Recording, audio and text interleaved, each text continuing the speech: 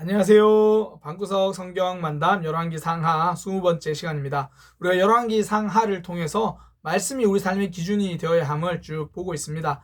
이스라엘 백성들이 말씀을 기준으로 나라를 다스릴 때와 그렇지 않을 때의 모습이 계속해서 대조적으로 나타나는 것이 이 열왕기 상하거든요.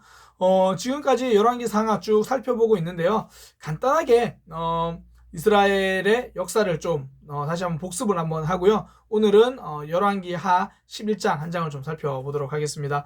우리가 매주 이렇게 열왕기 상하를 살펴보다 보면 이 전체적인 흐름을 놓칠 수가 있습니다. 사실 전체적인 역사의 흐름을 알고 보면 성경 자체가 특히 열왕기 상하나 사무엘 상하나 어렵지 않거든요. 그냥 재밌는 이야기다 이렇게 보셔도 됩니다. 하나님이 어떻게 사람들을 도우셨는가, 어떻게 자기 백성들을 지키셨는가 하는 이야기입니다. 짧게 빠르게 좀 복습해 보도록 하겠습니다. 핵심만 요약해서 복습하겠습니다. 이스라엘 백성들이 애굽에 있다가 하나님께서 그 백성들을 이제 애굽에서 건져내셔서 가나안 땅을 약속하신 가나안 땅으로 들어가게 하십니다. 이 들어가는 과정이 여호수아예요. 그러니까 가나안 땅에 점령하는 과정이 여호수아입니다. 점령이 끝났어요. 여호수아 때 보면 점령이 끝납니다. 그리고 사사기는 그 점령한 이후에 그 땅에 살아가는 이야기가 사사기입니다. 이때까지는 점령지에서 그냥 각 지파별로 이렇게 띄엄띄엄 서로 그냥 쉽게 말해서 족장 사회로 그렇게 지내고 있어요. 각 지파별로 이렇게 묶여서 큰 일이 있을 때는 여러 지파가 모여서 함께 의논하기도 하고, 그래서 각 지파에서 이렇게 다스린 하나님께서 그들을 이끌어갈 수 있는 사사를 세워주시기도 합니다. 우리가 사사기를 이해할 때요, 이 사사는 이스라엘 전체를 다스렸다 이렇게 보시면 안 됩니다. 대부분 그 지파 중심으로, 그런데 이제 다른 지파들은 사사가 없거나 힘이 약하니까 그 사사를 이제 도움을 받는 그런 개념이죠. 그렇게 사사기가 끝나고요, 사사 시대가 끝나고 그 끝날 즈음에 이제 하나님이 사무엘이라는 사람을 세워 주시는데요. 이스라엘 백성들이 그때 사무엘에게 요구합니다. 우리도 왕을 세워 주세요.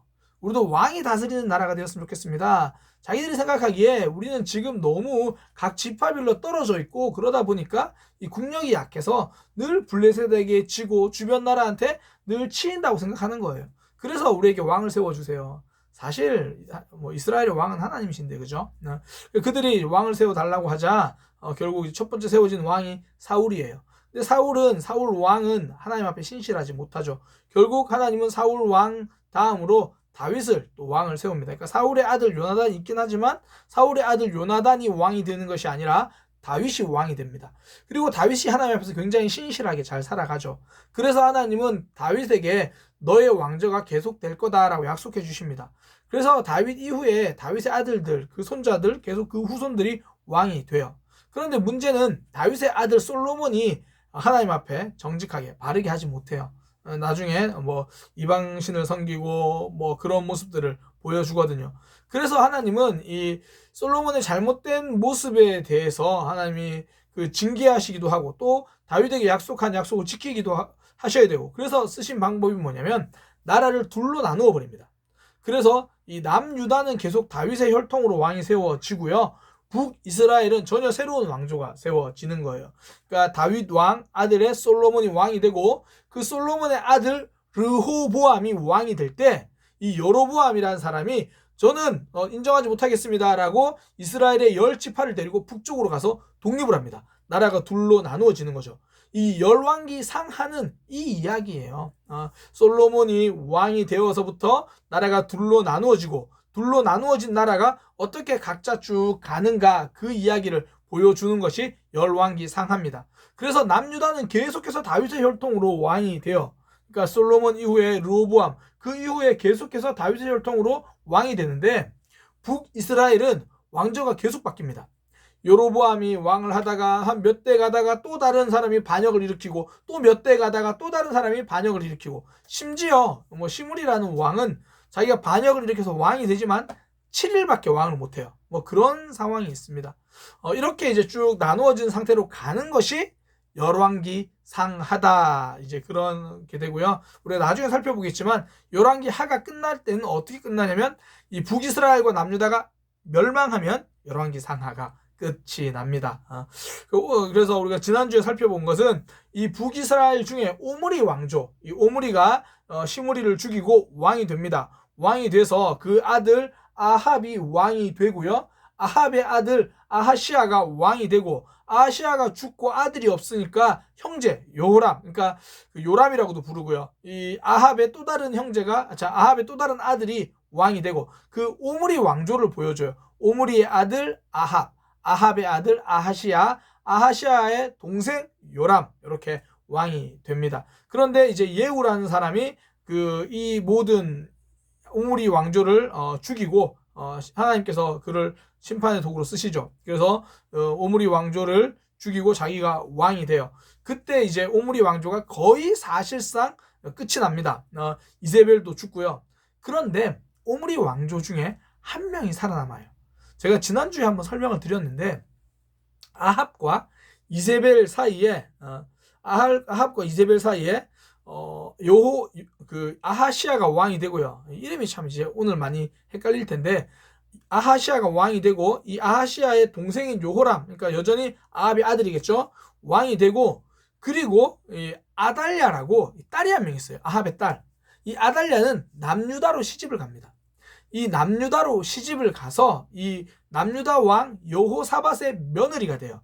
그러니까 여호사밧의 아들, 여호사밧의 아들 이름이 좀 헷갈려요. 북이스라엘 왕이랑 이름이 비슷한데 여호람이에요. 그러니까 이름은 외우지 말고 그냥 그런 사람이 있었다. 여호람의 아내가 돼요. 그러니까 아달랴가 여호람의 아내가 돼서 남유다의 왕 여호람, 그리고 왕비 아달랴, 이렇게 돼요. 그리고 아들을 낳았는데 아들 이름도 이게 또 북이스라엘 왕이랑 이름이 같아요. 아하시아라는 왕이 태어납니다. 그러니까 아이가 태어나서 왕이 되죠. 그러니까 남유다의 요호람은 좀 일찍 죽어요. 그래서 아달랴는 여전히 살아있고 자신의 아들 아하시아가 왕이 됩니다. 이 상황에서 이 아하시아가 죽어요. 아달랴는 자신의 아들이 왕이었는데 자신의 아들이 죽어요.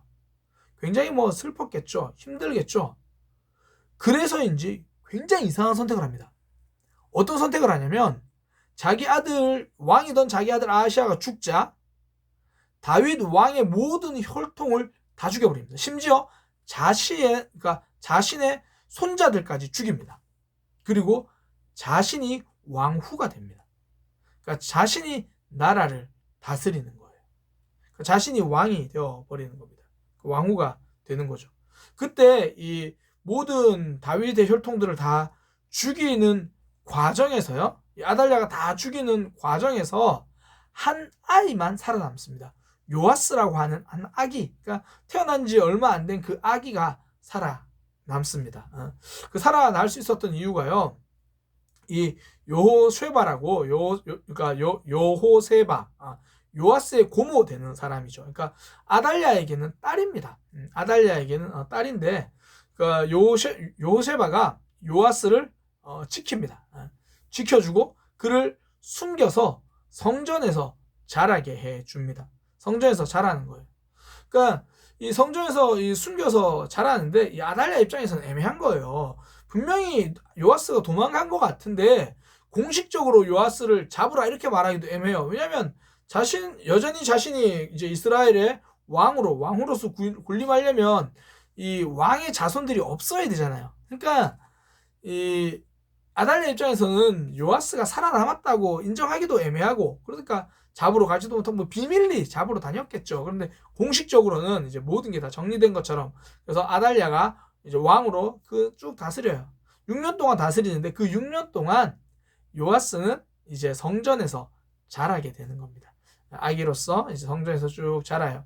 그때 성전에는 제사장이 요호야다라는 사람이 제사장이었는데요. 이 사람이 이 요호세바의 남편이에요. 그러니까 요아스를 숨겨주었던 요아스의 고모 요호세바의 남편이 요호야다입니다. 그 제사장 요호야다와 요호세바가 요아스를 잘 이렇게 양육합니다. 거기서 보호하고 가르치죠. 그러니까 보세요. 굉장히 어려움을 당했잖아요. 어릴 때부터 이렇게 목숨을 건지기 위해서 성전에서 숨어 살았잖아요. 그러니까 이게 신앙교육을 하려고 성전에 들어간 게 아니라 목숨을 부지하려고, 살아남으려고 성전에서 자랐죠. 그 덕분에 말씀 안에서 자라게 됩니다.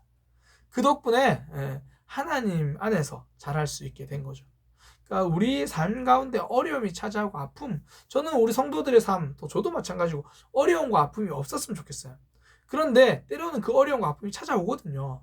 대부분 그 어려움과 아픔은 우리의 삶에 하나님을 더 붙잡는, 하나님을 더 알아가는 기회가 된다는 거예요. 실제로 우리 삶이 그렇잖아요. 힘들면 더 기도하게 되고, 또 때로는 하나님을 놓치고 있다고 말하지만 그래도 또 하나님을 붙들게 되고, 그러니까 우리의 삶에 우리가 형편이 좋고 감사할 일이 넘치면 하나님을 잘 섬기면 되고요. 또 어려운 일이 찾아오면 그 일을 통해서 하나님을 잘 붙들면 되는 겁니다. 그렇게 이제 아달랴가 다스리는 동안 요아스는 숨어서 이렇게 자라나게 됩니다. 그리고 이제 아달랴가 그 이제 나라를 다스린 지 그러니까 7년째 되던 날 한 6년 정도 흐른 거죠. 6년 정도 흐르고 7년째 되는 날 여호야다 제사장 여호야다가 요아스를 이제 숨겨서 기르던 제사장 요야다가 용기를 냅니다. 이제 그 사람들을 모아요. 군인들과 장교들을 모아요.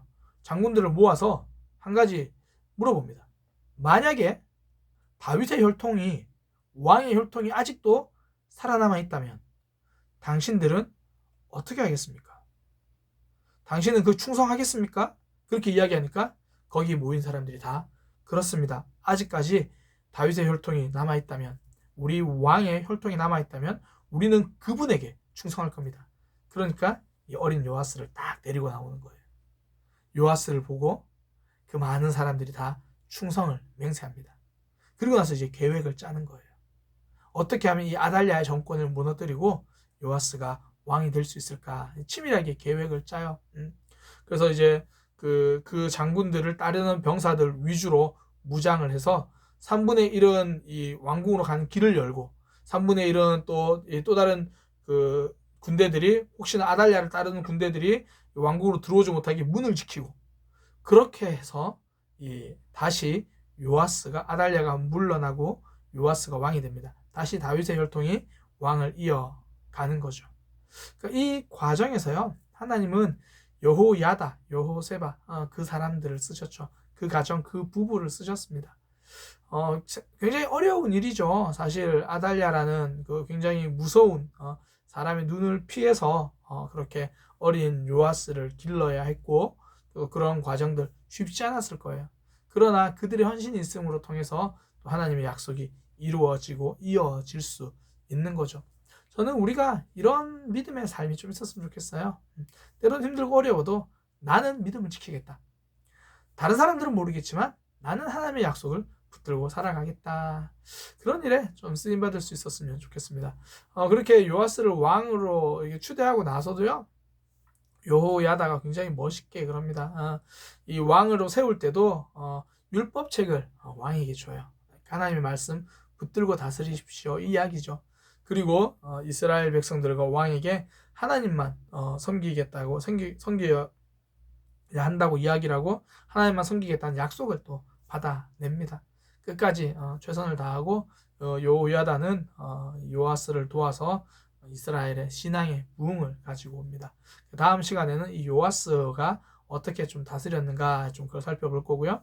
오늘은 이 아달랴의 죽음과 요아스가 어린 나이에 그때 왕이 될 나이가 7살이었거든요. 그 왕이 되는 그 순간까지 좀 살펴보았습니다. 우리의 삶에 때로는 아픔이 있습니다. 그러나 그 아픔이 하나님을 더 붙들게 되는 통로가 될 거고요. 또 많은 사람들이 하나님을 잘 모르고 살아갈 때도 우리는 하나님의 약속을 붙들고 증명하며 살아가는 오늘 하루의 삶이 되기를 소망합니다. 네, 이것으로 방구석 성경 만남 오늘 마치도록 하겠습니다. 감사합니다.